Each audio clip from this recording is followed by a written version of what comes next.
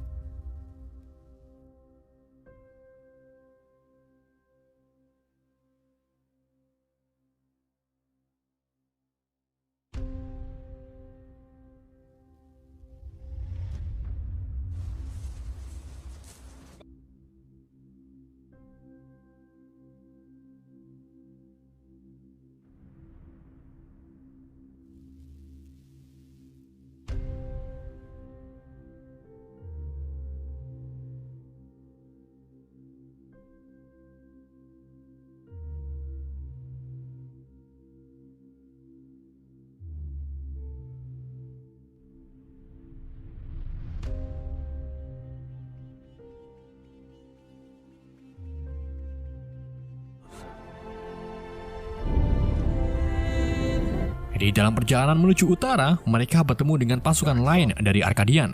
Pemimpin Arkadian bernama Dexos mengatakan kalau dirinya mendengar Spartan akan berperang melawan Xerxes, dan kedatangan dirinya ke sini yaitu ingin bergabung dengan Spartan.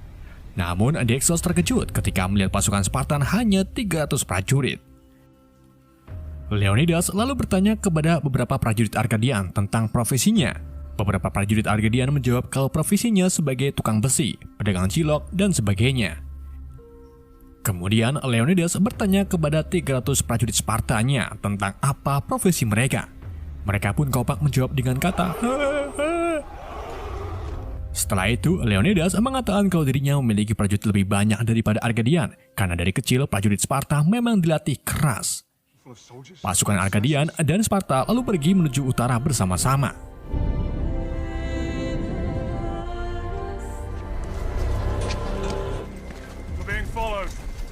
Di tengah perjalanan, beberapa Spartan tiba-tiba melihat seseorang sedang mengamati mereka dari atas tebing. Leonidas pun mengatakan kalau dari tadi kita memang sudah diikuti olehnya. Rombongan Spartan dan Arkadian kini telah sampai di sebuah desa yang baru saja dihancurkan oleh pasukan Persia. Di saat itu juga datanglah seorang bocil yang secara langsung menghampiri Raja Leonidas sambil mengatakan kalau semua warga desa dibunuh oleh pasukan Persia. Namun pasukan tersebut memiliki makhluk mengerikan dari kegelapan. Gak lama kemudian, si bocil meninggal di pangkuan Leonidas. Semua Spartan sangat terkejut ketika melihat tumpukan mayat warga pating terempel di sebuah pohon.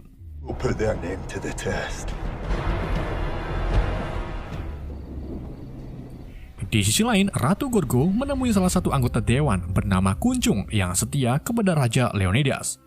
Gorgo menanyakan kepada Kuncung apakah anggota dewan akan mengirim pasukan Spartan untuk membantu Leonidas.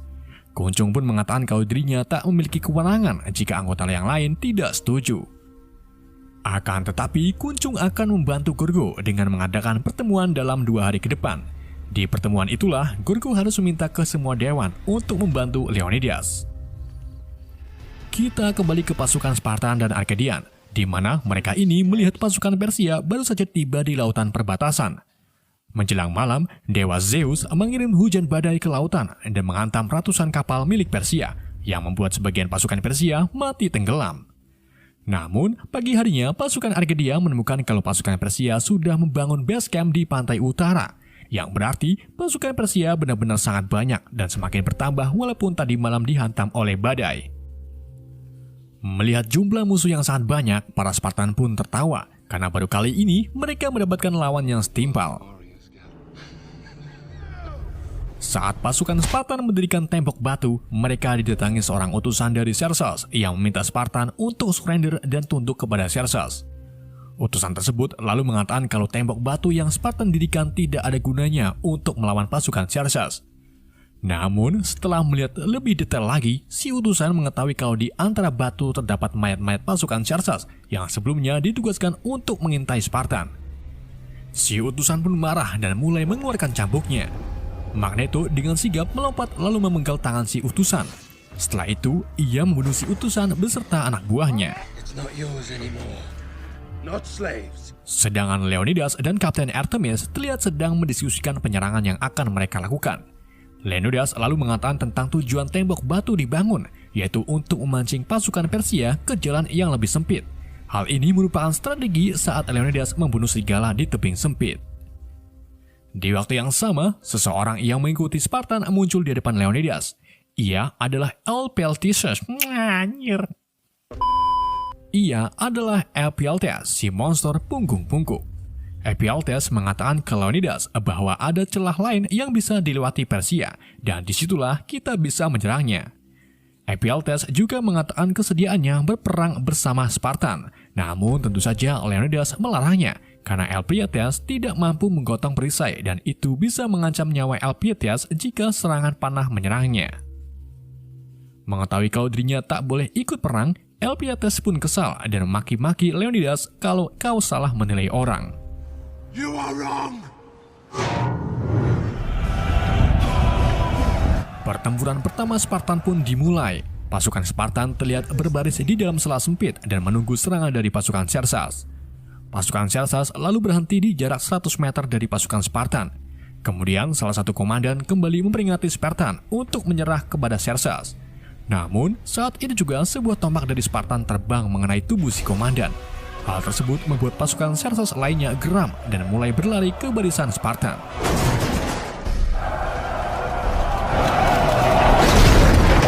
Ketika pasukan Xerxes mendobrak barisan depan, Leonidas memerintahkan semua prajuritnya untuk mendorong ke depan lalu menusukkan tombaknya ke arah musuh.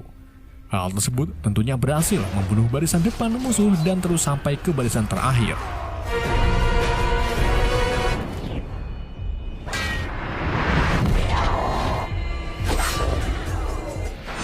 Saat pasukan musuh tinggal sedikit, prajurit Spartan mendorong mereka semua ke sisi jurang yang membuat semua pasukan musuh tersisa mati jatuh ke lautan. Setelah itu, sisa pasukan Persia menembakkan ribuan anak panahnya ke arah prajurit Spartan. Dengan kompak, prajurit Spartan pun menutupi tubuhnya dengan perisai mereka masing-masing, dan hal itu berhasil menghindari ribuan panah menancap di tubuh mereka. Setelah tembakan panah selesai, mereka dihadapkan dengan pasukan berkuda. Namun tentu saja pasukan berkuda bukan tandingan Sparta. Dengan singkat, mereka berhasil membunuh semua pasukan berkuda tanpa menyisakan satupun yang hidup. What we were bred to do. No prisoners, no mercy. Salah satu prajurit Spartan lalu memberitahu Leonidas kalau ada segerombolan pasukan Persia sedang menuju kemari. Namun mereka berjumlah sedikit dan ada Raja Xerxes di tengah-tengahnya. Leonidas pun tahu kalau Xerxes ingin bertemu dengannya. Setelah Leonidas dan Xerxes bertemu, Xerxes kembali menawarkan Leo kesempatan untuk tunduk kepadanya. Jika Leo nurut, maka ia akan memberikan pangkat jenderal serta kekayaan yang melimpah. Leonidas kemudian mengatakan kalau dirinya tidak akan pernah tunduk karena pahannya kram setelah membunuh ribuan pasukan Xerxes. Mendengar perkataan tersebut, Xerxes pun marah. Ia bersumpah akan melenyapkan Sparta dari sejarah. Xerxes juga bakalan membunuh siapapun yang menyebut nama Sparta. Dengan begitulah, semua orang akan melupakan Sparta. Xerxes kemudian kembali ke base camp dan siap untuk melakukan penyerangan berikutnya.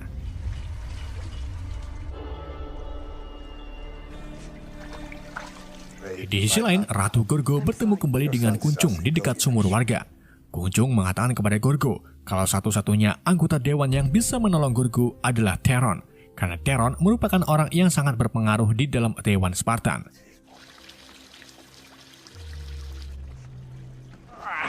Kita kembali ke Leonidas, di mana Leonidas dan prajuritnya kembali membuat tembok kedua dengan mayat-mayat pasukan Xerxes. Pada malam harinya, pasukan Xerxes mulai bertentangan, namun kali ini Xerxes menggunakan prajurit abadi khas Persia yang memiliki monster tanpa jiwa dan juga topeng emas di wajahnya. Saat salah satu pasukan abadi mendekati tembok mayat, pasukan Spartan langsung mendorong tumpukan mayat ke arah berlawanan, yang kemudian dilanjut dengan menusuk-nusukkan pasukan abadi dengan tombak.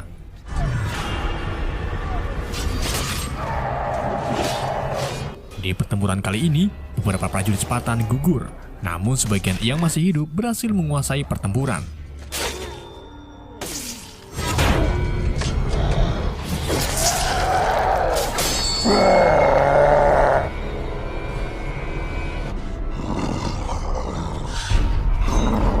Leonidas lalu dihadapkan dengan monster tanpa jiwa.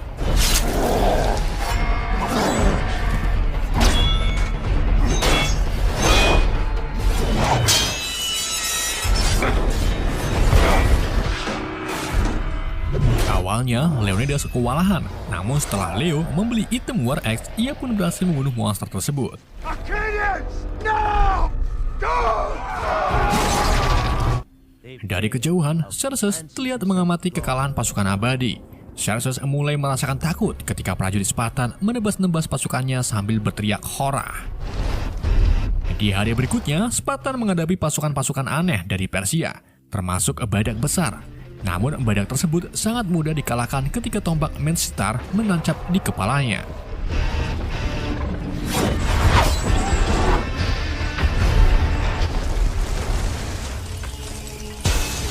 Di pertempuran berikutnya, Spartan dihadapkan dengan pasukan Magic Damage yang menggunakan mercon sebagai senjatanya. Namun, lagi-lagi Spartan berhasil mengalahkan mereka dengan sedikit taburan karbit di atasnya. Setelah itu, Spartan dihadapkan dengan pasukan gajah-gajah raksasa. Akan tetapi mereka tak ada gunanya setelah Spartan menggiringnya ke tepi jurang. Melihat pasukannya kalah, Xerxes pun mendisiplinkan para jenderalnya dengan menggal kepala jenderal yang kalah melawan Spartan.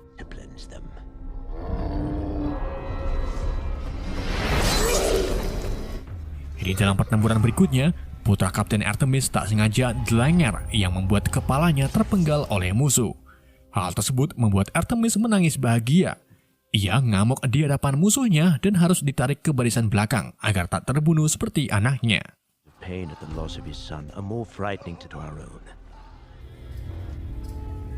Di sisi lain, Elpiates terlihat berjalan menemui Xerxes di ruangan penuh dengan cacing kremi. Kedatangan Elpiates ke sini ternyata ingin menjadi sekutu Xerxes. Xerxes pun menerima Elpiates, namun dengan syarat tunjukkan jalan prajurit Spartan berikutnya agar pasukan Persia bisa mengepung mereka. Elpiates pun dengan senang hati memberitahu Xerxes serta memintanya seragam prajurit. I am kind. Di tempat lain, Ratu Gorgo memanggil Theron untuk membantunya agar anggota dewan lain setuju mengirim bala bantuan ke Raja Leonidas. Theron lalu mengatakan kalau dirinya akan membantu Gorgo jika Gorgo mau membelikannya Tamiya. Dan dengan terpaksa, Gorgo pun menurutinya.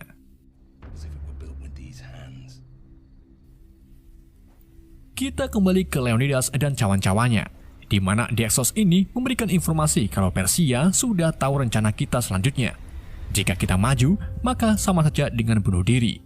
Leonidas lalu menegaskan kalau dirinya tak takut dengan Persia. Ia tetap maju walaupun harus berujung kematian.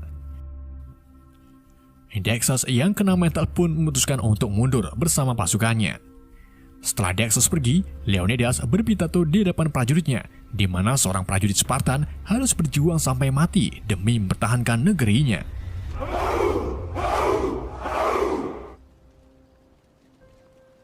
Leonidas kemudian memanggil salah satu prajurit bernama Delius untuk kembali ke rumah dan menceritakan kisah 300 prajurit Spartan yang berjuang memerangi 300.000 pasukan Persia. Leonidas lalu memberikan kalung dari istrinya kepada Delius dan memintanya untuk memberikannya kembali kepada istrinya. Delius pun nurut perintah Leonidas dan pergi ke rumah dengan mengendarai rusa. Pagi harinya, pertemuan anggota dewan pun dilaksanakan. Ratu Gorgo lalu memberikan pidato tentang perjuangan Raja Leonidas demi mempertahankan kota Spartan. Gorgo juga minta kepada semua dewan agar mau mengirimkan bantuan kepada Leonidas. Saat itu juga, Theron menyambung pidato Gorgo. Theron mengatakan kalau Gorgo tidak menggambarkan seorang ratu karena tadi malam ia memberikan mainan Tamiya kepada Theron. Padahal Gorgo sudah tahu mainan Tamiya sangat dilarang di kota Spartan. Mendengar perkataan Theron, Gorgo pun marah. Ia mengambil pedang milik penjaga dan langsung menusukkannya ke tubuh Theron. Saat itu juga puluhan koin emas bergambar Xerxes berjatuhan dari tubuh Theron. Dan disinilah terbongkar kalau selama ini Theron telah mengkhianati Spartan.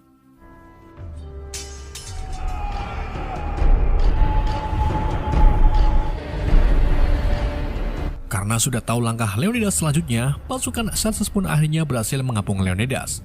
Leonidas terlihat berdiri tegak di depan Xerxes, sedangkan sisa pasukannya berlindung di balik perisainya. Salah satu anak buah Xerxes lalu memberikan kesempatan terakhir kepada Leonidas untuk tunduk kepada Xerxes. Dengan berat hati, Leonidas pun mulai melepaskan perlengkapan perangnya, kemudian berlutut di depan Xerxes. Saat Xerxes berdiri dari kursinya, Leonidas langsung bangun, lalu melemparkan tombaknya ke arah Xerxes. Sayangnya, tombak yang Leonidas lempar tak mengenai kepala Xerxes dan hanya menyemperimpit di bagian bibir Xerxes. Pasukan Xerxes lalu menyerang Spartan dengan berbagai senjata termasuk panah. Sebagian Sparta mati dan sebagiannya lagi sekarat. Magneto lalu menghampiri Leonidas sambil mengatakan kalau dirinya sangat beruntung bisa mati terhormat di samping rajanya.